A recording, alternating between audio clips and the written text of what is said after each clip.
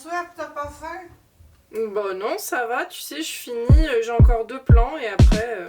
Bienvenue dans les coulisses de la création du clip In the Attic. Dans cette vidéo, je vais vous montrer comment j'ai réalisé les 3 tenues de Pollux, le tournage sur un véritable tronc d'arbre, ou encore les effets spéciaux pour les accessoires et les différents décors.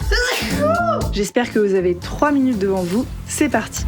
Pour réaliser la première tenue de Flower Pollux, il y avait pas mal de boulot, notamment avec tous les éléments qu'il y avait à coudre.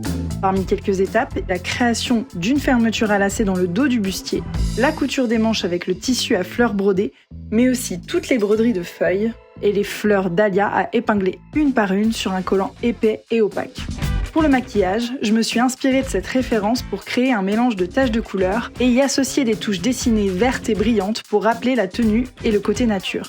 Et voilà comment on passe de ce croquis d'idées à ce résultat final. J'ai chaud!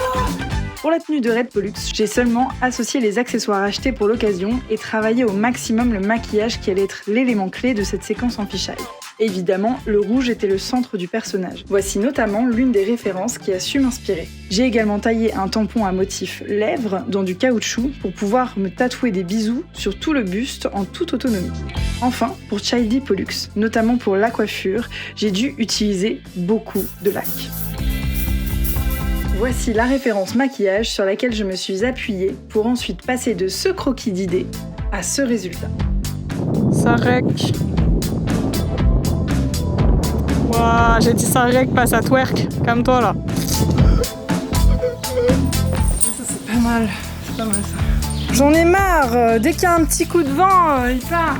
Autant vous dire que le vent ne m'a pas du tout aidé sur les shootings extérieurs. Qu'est-ce qu'il dit le vent?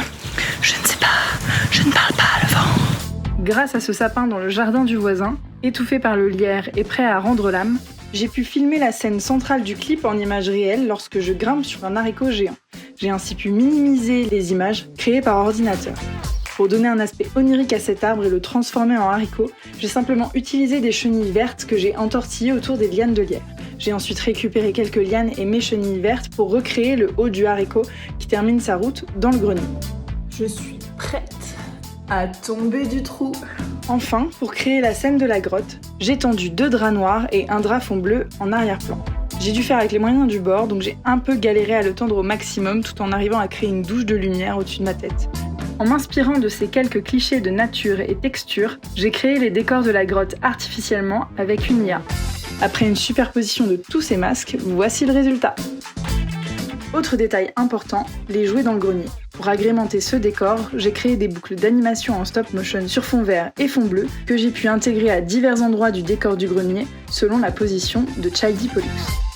J'aurais vraiment aimé vous en raconter bien plus sur les dessous de ce tournage, mais j'ai oublié de filmer certaines images off, alors surtout, n'hésitez pas à commenter et à me poser vos questions sur la fabrication de ce clip en DM.